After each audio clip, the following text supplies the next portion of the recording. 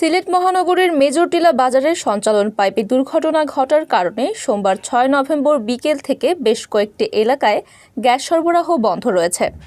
Pipeline মেরামত করে gas সরবরাহ স্বাভাবিক করতে আজ পুরো রাতও লাগতে পারে বলে জানিয়েছে সংশ্লিষ্টরা।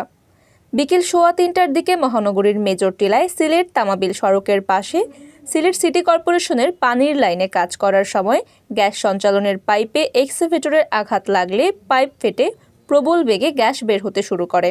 খবর পেয়ে Jalalabad gas transmission and distribution system লিমিটেডের কর্মকর্তা-কর্মচারী ঘটনাস্থলে ছুটে এসে বাঁশ দিয়ে সিলেট তামাবিল সড়কে যান চলাচল বন্ধ করেন।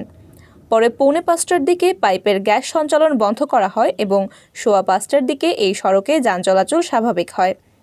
এদিকে সিলেট তামাবিল সড়কের পাশ দিয়ে যাওয়া গ্যাস সঞ্চালন লাইন বন্ধ রাখায় মহানগরীর খাদিম, টিলাগড়, মীরাবাজার, শিবগঞ্জ, সাদিপুর, সেনপাড়া, বালুচর, মেজরটিলা, খারপাড়া, মীরাপাড়া ও টুলটিকর এলাকায় বিকেল 4:45টা থেকে গ্যাস সরবরাহ বন্ধ রয়েছে। সংশ্লিষ্ট এক কর্মকর্তা জানিয়েছেন, এটি মূল সঞ্চালন লাইন। এটি মেরামত করতে সময় লাগবে, হয়তো আজ পুরো রাতও লেগে যেতে পারে। লাইনটি মেরামত করতে বিশেষজ্ঞ টিম ও আধুনিক মেশিনারি আসছে। সিসিকের শ্রমিকদের সঙ্গে কথা বলে জানা যায়, মেজরটিলা বাজারে পানির পাইপ স্থাপনের কাজ করা হচ্ছে।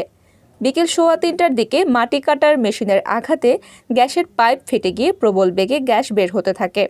মুহূর্তে আতঙ্ক ছড়িয়ে পড়ে বাজারের ব্যবসায়ী ও পথচারীদের মধ্যে। এদিকে ঘটনাস্থলে আসা জেজিটিডিএসএল এর ডিজিএম আনুষ্ঠানিক কোনো বক্তব্য দেননি।